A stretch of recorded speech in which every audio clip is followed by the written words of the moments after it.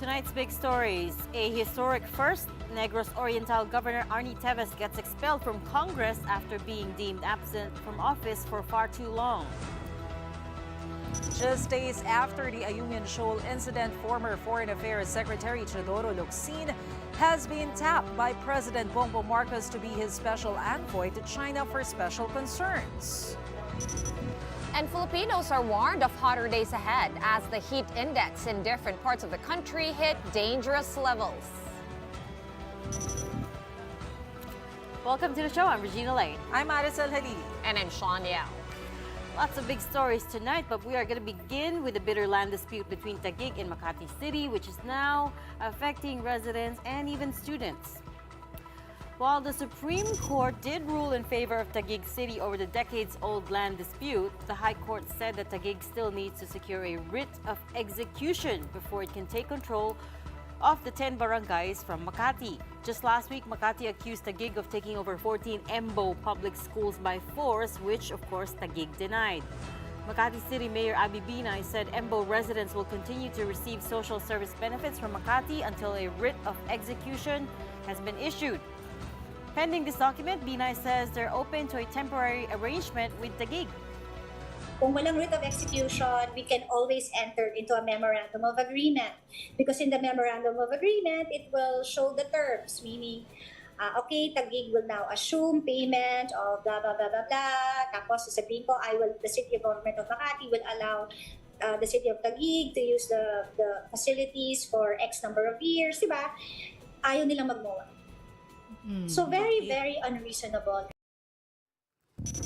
Right, well, Mayor Abby Binay, we've had her here, and she has been pretty consistent about this writ of execution, and the Supreme Court has said as much, right? But I think yung school issue... We're still waiting on the writ of execution, Yeah. I think. But yes, you're right. The school is going to be a big problem because we're 2 weeks away from opening of exactly classes. 13 days away. No, even, There- yes, 13 days away. So from there's still a lot of uncertainty at the moment. There was even one school in Rembo or West Pembo that had to put up a big tarpaulin saying, this school is a property of Makati City. So parang nagiging, it's becoming a really bitter fight. So they're caught in the crossfire. We did speak to Mayor Binay. We only spoke about OSMAC and UMAC, and she said, well, it can be in Taguig, but the schools are Yung property facility of... mismo, Oo. yeah, the So building parang itself. magiging tenant na lang sila ngayon ng Taguig, right? Yes. But hindi natin napag-usapan nga yung mga public elementary and high schools kung anong mangyayari. Well, Taguig City insists on their jurisdiction over the Embo schools, and Mayor Lani Cayetano has given this assurance. Let's listen to her. I cannot promise na magiging exactly the same, no? Hindi naman uubra. But ang commitment na binigay ko, yung mga programa na nakita naming mas mahusay yung Taguig, buong-buo yan, makukuha ng mga taga-Embo. Hindi lang opening of classes, there's also the BSK elections coming up. Importante malaman dyan paano yung paglilipat ng mga botante. COMELEC said it will need at least 1 week to come up with an action. Gusto po namin manggaling mismo ang statement sa ating Korte Suprema, kaya po tayo sumulat, humihingi ng gabay na ano pa talaga ang nangyari dito sa kaso. Well, even bigger than that, the municipality of Pateros is actually reasserting its claim over the territory. Pateros has also been seeking its claim over Fort Bonifacio and the Embos for decades now. They're asserting that the Supreme Court decision to grant jurisdiction to Taguig does not cover their claim, which means they still have a chance to challenge Taguig over the land rights. Having said that, this long-standing land dispute could still drag on, and we now have 3 players. Let's get the side of Pateros from News 5's Jenny Dongon. Jenny, what did Pateros have to say? That's right, Sean. Things just got more interesting with Pateros joining in on the land dispute.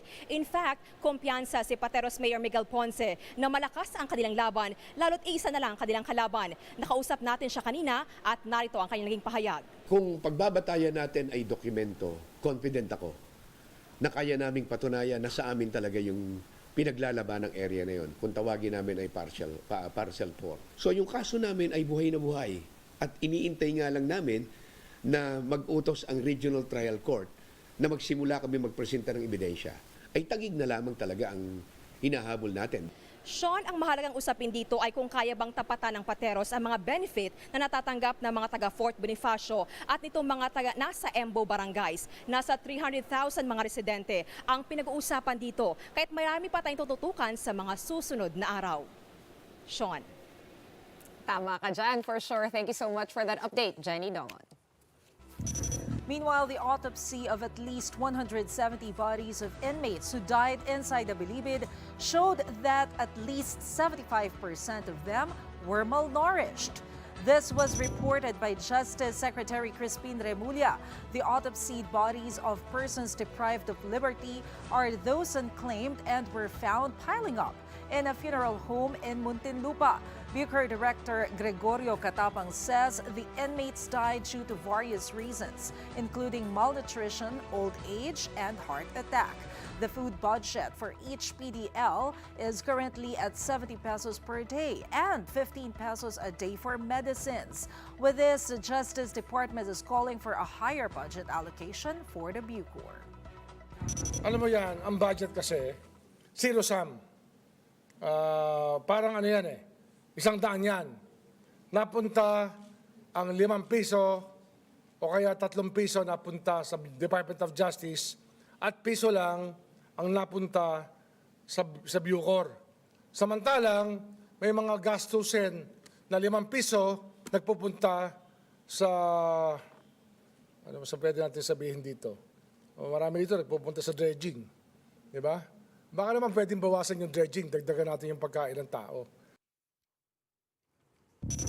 Aside from a higher budget, what other plans does DOJ have to prevent cases of malnutrition? Inside Bilibid, we have Marlene Alcaide to give us the answer. Marlene, what do you have?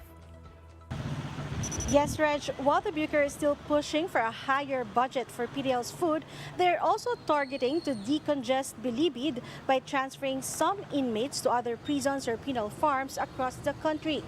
The Bucor wants inmates to be transferred to facilities where they can grow plants and raise poultry for their own food. There are currently around 21,000 PDLs inside the Bilibid, way higher than the capacity of 6,000. Reg? Thanks for that, Marlene Alcaide. Right, moving on to Negros Oriental Congressman Arnie Teves being expelled from the House of Representatives. 265 lawmakers voted to kick Teves out of the lower chamber over abandonment of office. There were 0 negative votes, but 3 lawmakers abstained from voting. The House Ethics Committee recommended to expel Teves due to his continued absence. Teves left for a personal trip to the United States last February and has yet to return, citing threats to his life here in the Philippines. He was recently tagged as a terrorist by the Anti-Terror Council and is facing multiple murder charges over the killing of Negros Oriental Governor Roel Degamo and 3 others in 2019. There is no word yet on who will serve as caretaker of Negros Oriental after Teves's expulsion. And taking into consideration the gravity of misconduct committed by our colleague, the committee was compelled to make this hard decision as there was more than sufficient basis to call for such legislative discipline in the basis of substantial evidence gathered during the investigation. In response, Teves's camp likened the House ethics proceedings to a kangaroo court. His lawyer, attorney Ferdinand Topacio, said it bore all the hallmarks of an inquisition.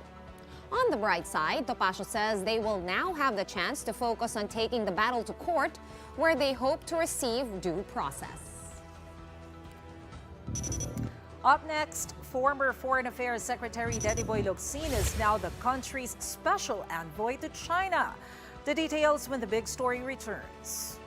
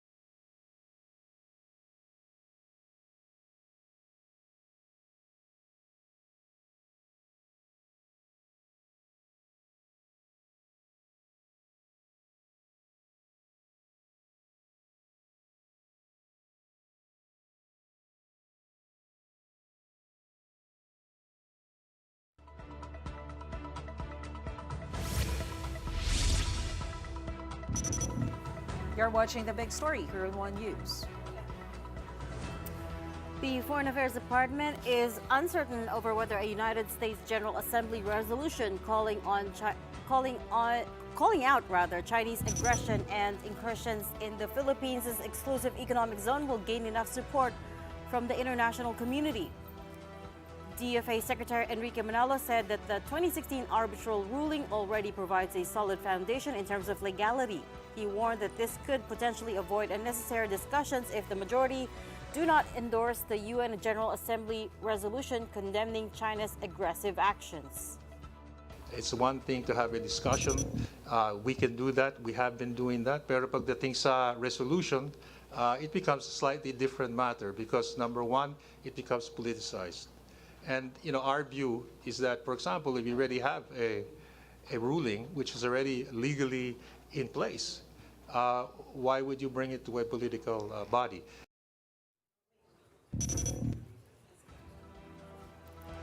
Meanwhile, Manalo noted that ASEAN countries and China will meet in Manila from August 22 to 24 for the Forum on the Code of Conduct in the South China Sea.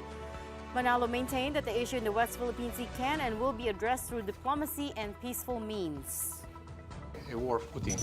What we're simply doing is trying to actually protect our sovereignty in the EEZ through diplomatic and peaceful means. We are firmly committed to resolving any disputes we may have with any country in the South China Sea through diplomatic and through peaceful means. In other news, President Bongbong Marcos has appointed former Foreign Affairs Secretary Teodoro Locsin Jr. as Special Envoy to China for special concerns. Before this, Locsin was appointed as Philippine Ambassador to the United Kingdom. This move comes amid rising tensions in the West Philippine Sea after the Chinese Coast Guard blasted Filipino vessels with a water cannon in the Ayungin Shoal earlier this month. In his tweets prior to his appointment as Special Envoy to China, Locsin had slammed China's recent moves in the West Philippine Sea, saying that there is no excuse or justification for their actions in our waters. Locsin also slammed the supposed Philippine Coast Guard and Chinese Coast Guard hotline, which he expressly rejected back when he was Foreign Affairs Secretary. Well, here to give us his thoughts on the recent incidents at the West Philippine Sea, we have with us live via Zoom retired Supreme Court Senior Associate Justice Antonio Carpio. Good evening. Welcome to The Big Story, sir. Good evening, Maricel. Good evening, Sean. Good evening, Regina. And good evening to our viewers.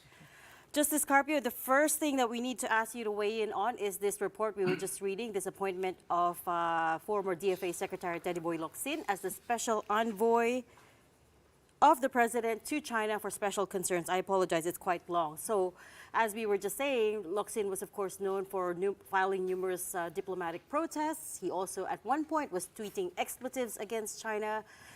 What did you make of this unexpected announcement? And do you think it might be sending a message to China?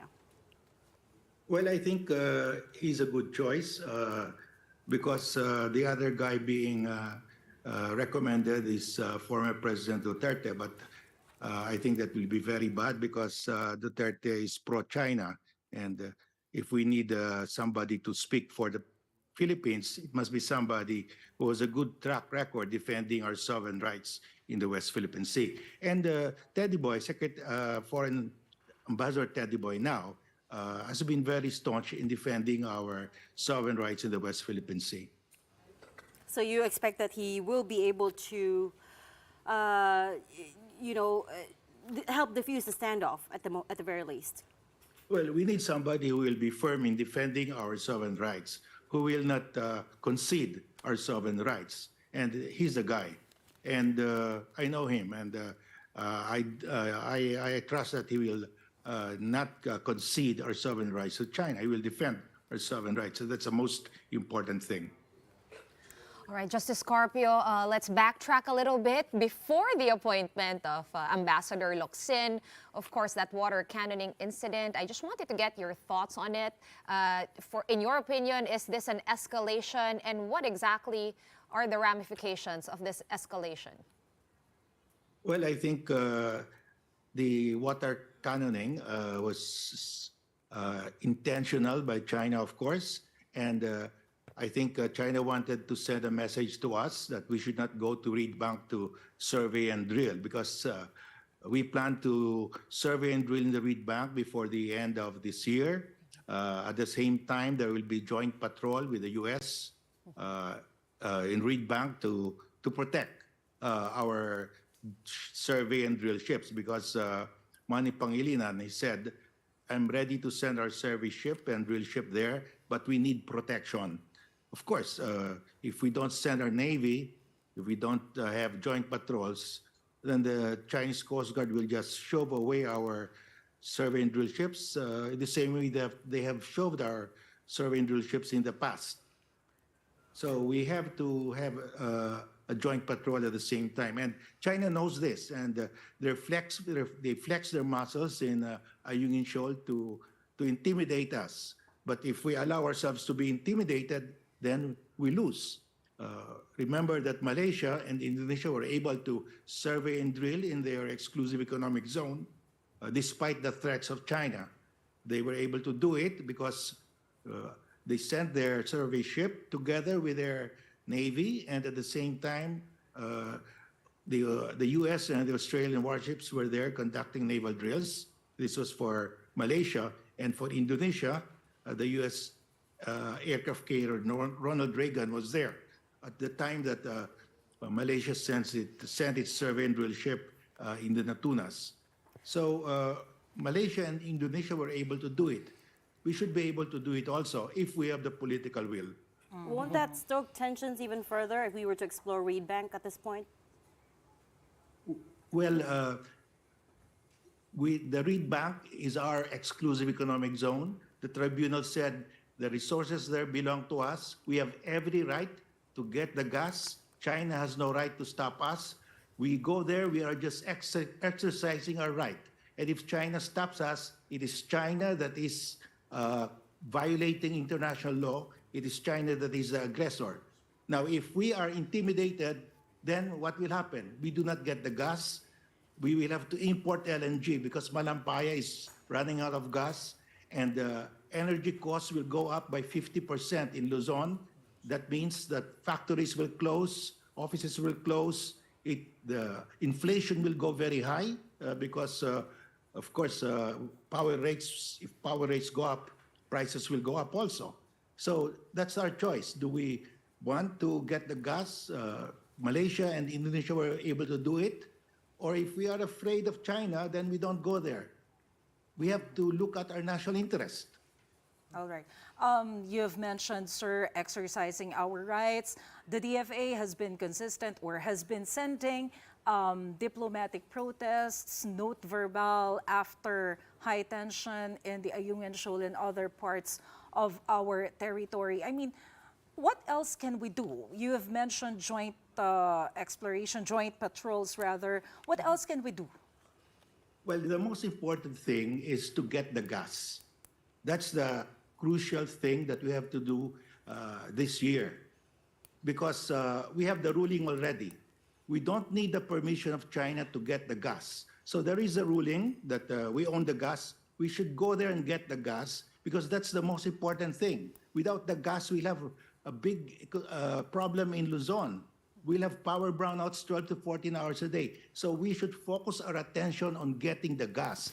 If we get the gas, we've won already because we have the ruling and we're getting the resources, and that's good enough. That's why Malaysia, without a ruling, they were able to survey and drill. They will get the resources. The same with Indonesia, and they're good. They're good already. But our problem is we have the ruling. We have a treaty with the U.S., but we don't have the political will to send the survey ship there to do joint patrol. That was the last administration. Now we have a new administration. It's willing to do a joint patrol, and I hope they will send the survey ship this year. Right. Sir, sorry, let me just follow up on that. Appealing to the UN General Assembly for a resolution calling out China's aggression, do you think that will help? Well, you know, when Russia invaded Ukraine, Ukraine didn't go to the Security Council. It went to the General Assembly and got the vote. the UN General Assembly overwhelmingly voted to condemn the invasion. The invasion by China, by Russia of Ukraine is a violation of the UN Charter because the Charter says you cannot use force to settle a territorial dispute or a maritime dispute. So Russia used force. In the South China Sea, China is using intimidation, threats. The UN Charter also says you cannot use threats to settle a territorial or maritime dispute. That's in the Charter.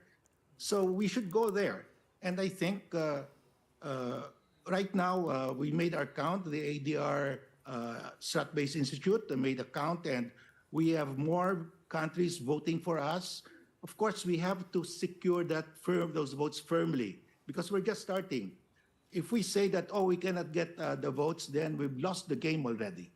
So we should campaign first and make a decision later on if we have the votes or not. As long as we don't have the votes, we will not file the resolution.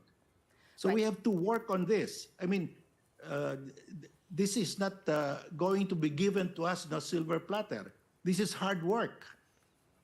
Right. Justice Carpio, just going back to the planned exploration in the Reed or Recto Bank, can we expect the conduct of that exploration to look similar to Malaysia and Indonesia, where they had, of course, their armed forces or their navies there? And also, will we have U.S. participation while we do the exploration? I'm sure security and how the conduct will be has been talked about already. Yes, of course. If the U.S. will be there to conduct the joint patrol, I think we will succeed in the same way that Malaysia and Indonesia succeeded. They've found the formula. All we have to do is to implement that. I mean, we have a mutual defense treaty with the U.S. Malaysia and Indonesia do not have defense treaties with the U.S. Malaysia and Indonesia do not have an arbitral award. We have an arbitral award. We have a mutual defense treaty. So we are even better equipped to go there and get the gas. Justice Carpio, if you could just clarify one legalistic thing for us. Can we actually establish structures, permanent structures inside exclusive economic zones? China is claiming that, of course, China is claiming the area as theirs as well. We know it's, according to the 2016 ruling, it's EEZ for the Philippines, which does not mean that we own that area, but we have exclusive rights to fish, for instance. But can we establish permanent structures in it?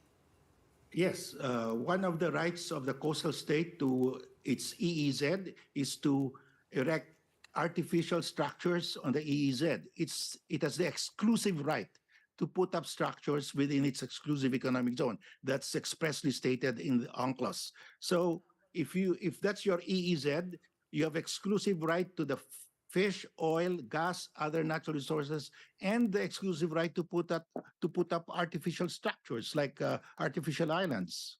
Right. Just to another legal question of Justice Carpio. My understanding as of trying to research about the EEZ versus territory is that the exclusive economic zone, we don't own the water, but the stuff like under the water and in it, we can claim. Is that how it works? Yes. Well, first you have the 12 nautical mile territorial sea. We own the waters there. That's the entire zone is subject to our sovereignty. Beyond that, 188 nautical miles from the edge of our territorial sea, that is our EEZ. We own all the natural resources there, but we don't have sovereignty. In other words, we don't own the waters, but we have right to exploit exclusively the resources in those waters. All right. So, sir, in striking down China's 9-dash line, didn't The Hague also undermine territorial claims of other claimants, including ours? Yes, of course, because the 9-dash line encroaches on 85.7% of the South China Sea. It encroaches on Vietnam's EEZ, on Indonesia's EEZ, on Brunei's almost 90% of Brunei's EEZ, and Malaysia's EEZ in North Borneo, and our EEZ. I mean, the Chinese claim that they own 85.7% of the South China Sea, leaving the rest of the coastal states very little or no exclusive economic zone. Right. So so therefore, if it also invalidated our claims to it. No, we won that arbitration. Right, right. There was nothing invalidated because that arbitration dealt only on maritime rights. It did not decide who owns the islands, the high tide geologic features. It only ruled on who has sovereign rights over the EEZ beyond the 12 nautical mile territorial sea. Right, thanks for clearing that up, Justice Carpio. I wanted to get your thoughts on this. Congressman Ed Salagman had this suggestion to make. He suggested to the Foreign Affairs Department to consider hosting an international meeting of all these kindred countries, so to speak, so that we could really solidify the Philippine cause. What do you think of that move? Well, I'm for that. We should, all those countries prejudiced by the 9-9 should band together. That's natural. So we should hold a conference, a meeting among the 5 countries, Vietnam, Malaysia, Brunei, Indonesia, and ourselves, to discuss common strategy. Because we have the same adversary, the same country is encroaching on all our EEZs. All right, we're going to have to leave that there for now. We thank you so much for your insights tonight, retired Supreme Court Senior Associate Justice Antonio Carpio. President Marcos says he is closely monitoring the situation in Hawaii, promising that the government is ready to help Filipinos affected by the wildfires in the island of Maui. In a social media post, Marcos says he is working with the Foreign Affairs and Migrant Workers departments to determine the number of affected Filipinos. He noted that the Philippine Consul General in Hawaii is working with local authorities and the Filipino community to get the latest updates on the tragedy. As of this afternoon, the death toll from the wildfires has surpassed the 100 level. 5 victims have been identified. The Philippine government encourages Filipinos in Hawaii who are in need of assistance to contact the 24/7 emergency hotline or the official email address of the Philippine Consul General in Hawaii. The contact details are flashed on your screens. While for those who would like to donate to Filipino victims, you may do so through the links flashed on your screens.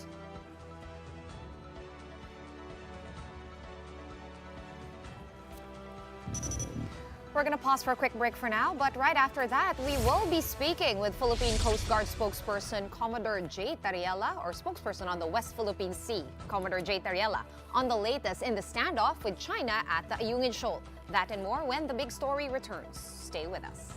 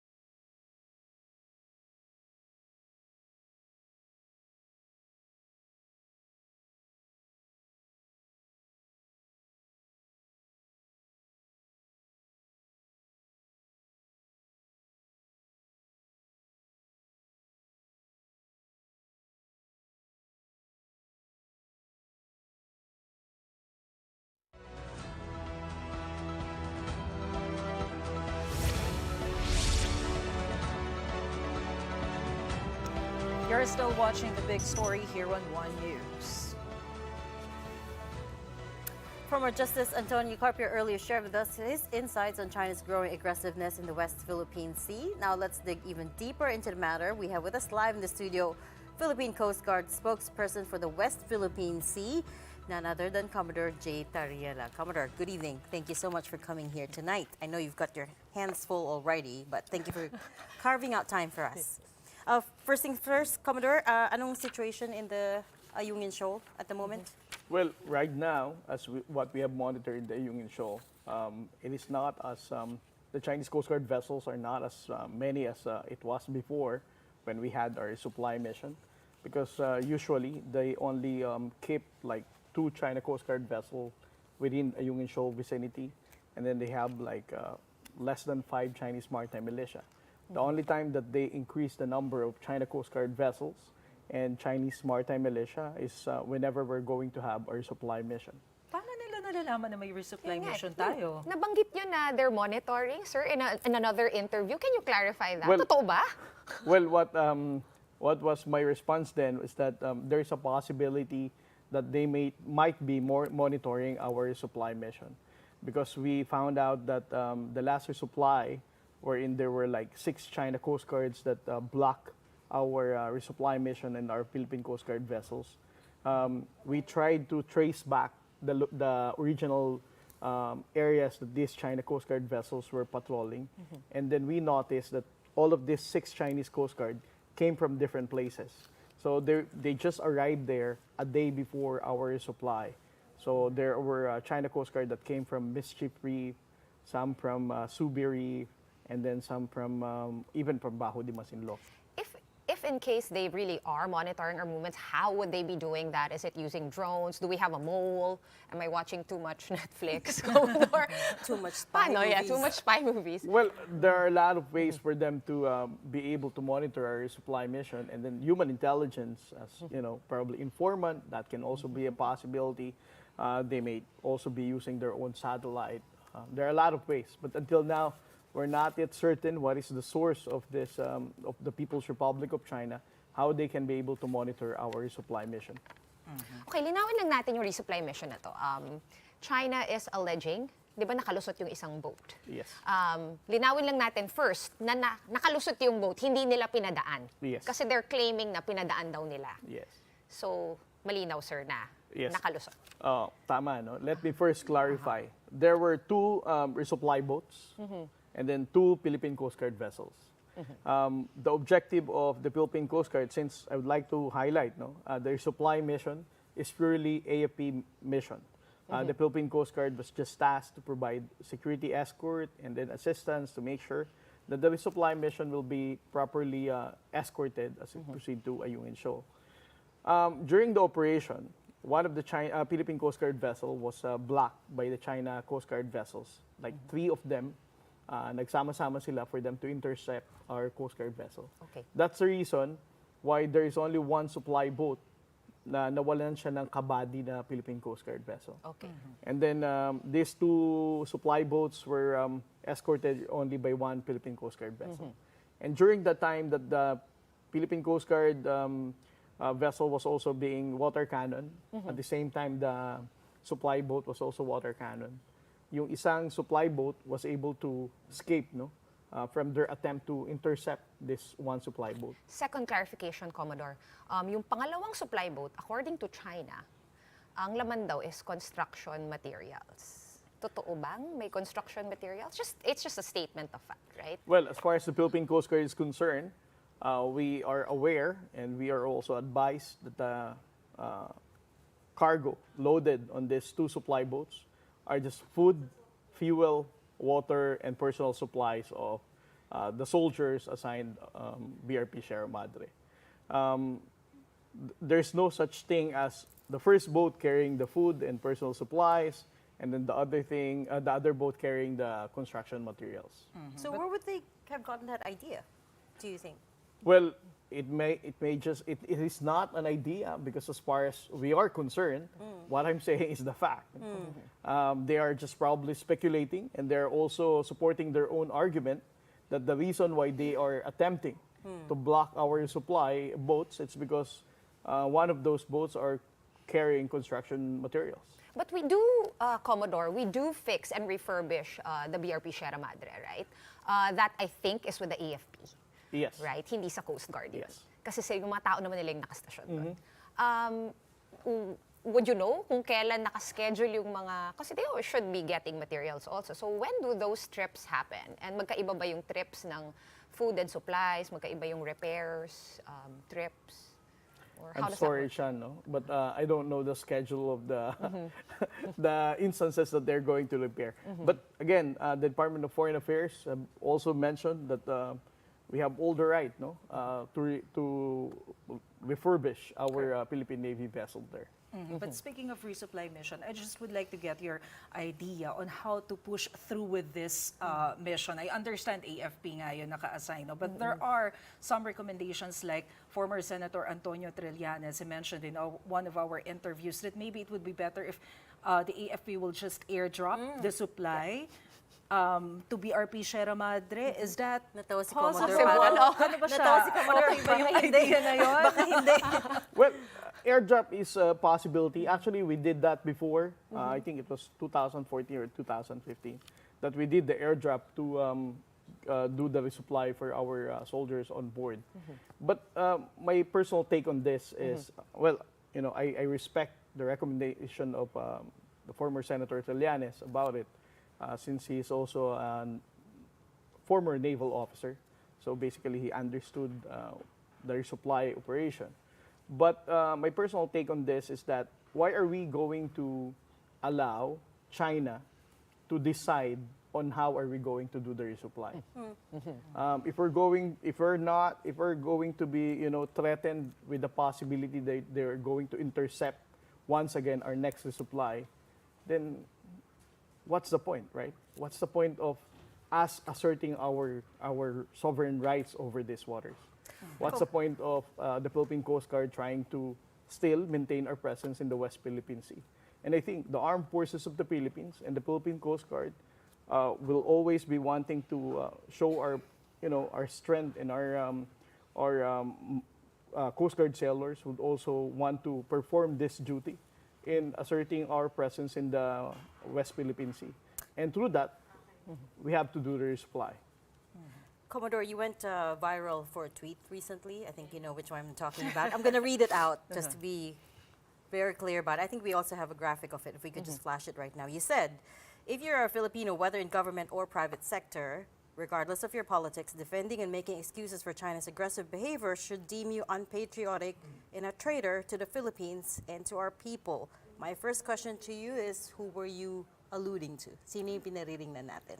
Well, first of all, no, this tweet is a personal opinion of mine. It doesn't represent the stand of the Philippine Coast Guard or even the National Task Force West Philippine Sea.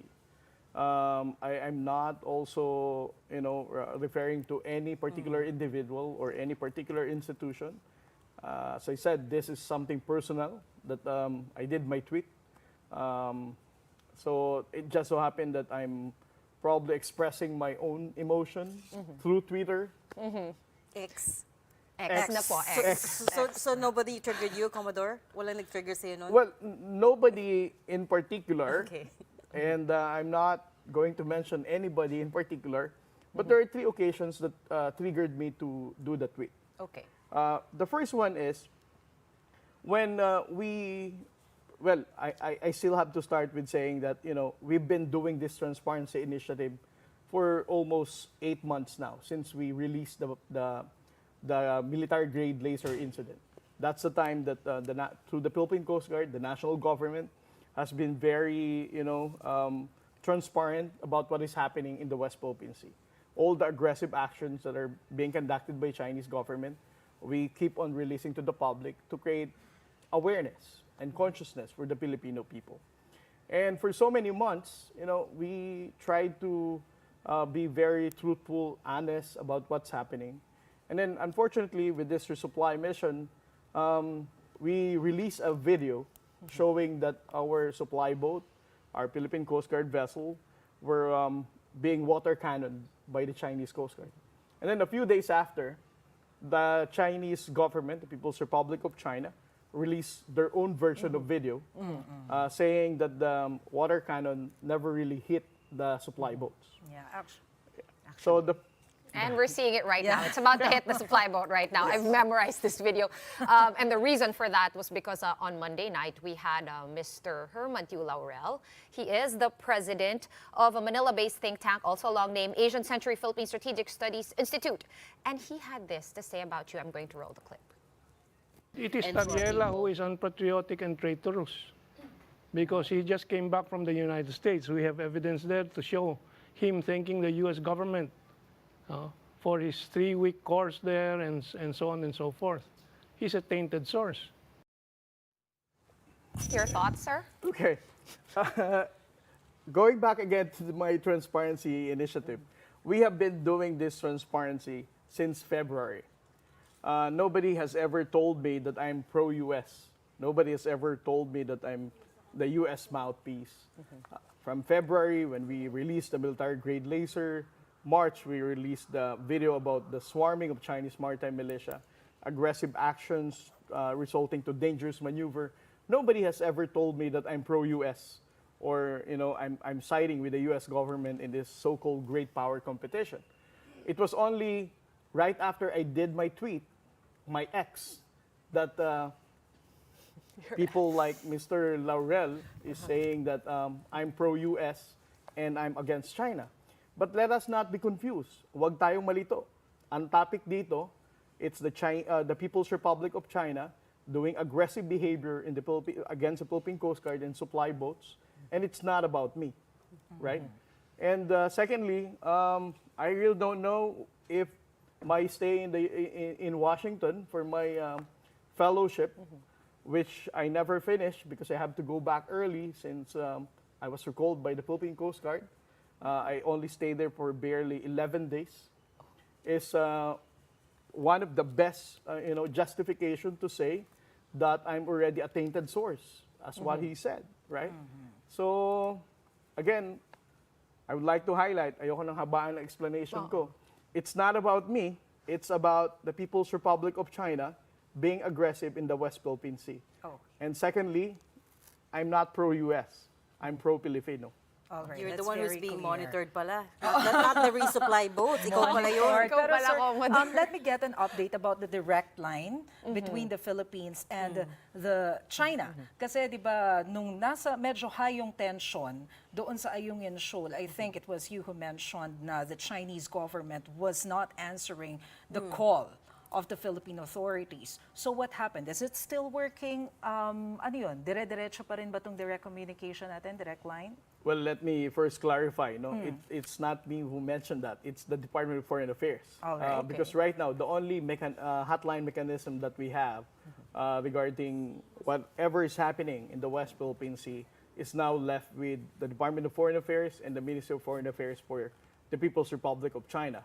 However, during the time of the former president, President Duterte, because of the Chinese Coast Guard, Philippine Coast Guard Memorandum of Understanding that he signed way back in 2016 when he went to Beijing, it allowed the Coast Guard to have this hotline mechanism as well. But in my previous interviews, I mentioned that that hotline never really gave, very productive relationship to be able to stop Chinese aggression. Bakit It po, sir? wasn't of any use? Yun nga, bakit po, sir? Di sila sumasagot, ring lang ng ring, or is it all like polite, niceties, tapos it doesn't translate on the ground? What makes it ineffective? Well, if you're going to use the hotline and you're going to call them, nobody's going to answer it. The same experience with the Department of Foreign Affairs. Okay, just a quick update on the joint patrol of the Philippines and the US. I think November. tuloy na ba yun? Kasi nasa advance na, di ba, yung discussion between the two countries for the joint patrol. Well, for the joint patrol, I think you're referring with the Philippine Navy. Of course, the Philippine Coast Guard supports the joint patrol with the Philippine Navy and the U.S. Navy. But so the details, I'm sorry, We'll have to call the Navy. you have to call the Navy. We just had our trilateral exercise with the U.S. Coast Guard and Japanese Coast Guard 2 months ago. But for the Navy, you have to call them. All right, last word, Commodore. Anong plano sa West Philippine Sea after the August 5 incident? Are we doing anything different? Are we gonna carry on status quo? What's the plan? Well, our commandant, Admiral Artemio Abu, has always been very vocal, saying that the Philippine Coast Guard is always here to support the armed forces of the Philippines. And if it needs be, for us to deploy additional vessel or a larger vessel for us to ensure the successful completion of the resupply mission, then the Philippine Coast Guard will be, deploying all these vessels. All right. Thank you for joining us, Philippine Coast Guard spokesperson for the West Philippine Sea, Commodore J. Tariela. We're going to pause for another quick break right now, but right after that, despite heavy rains these past few weeks, the heat index in some parts of the country is again hitting dangerous levels. The details when we return.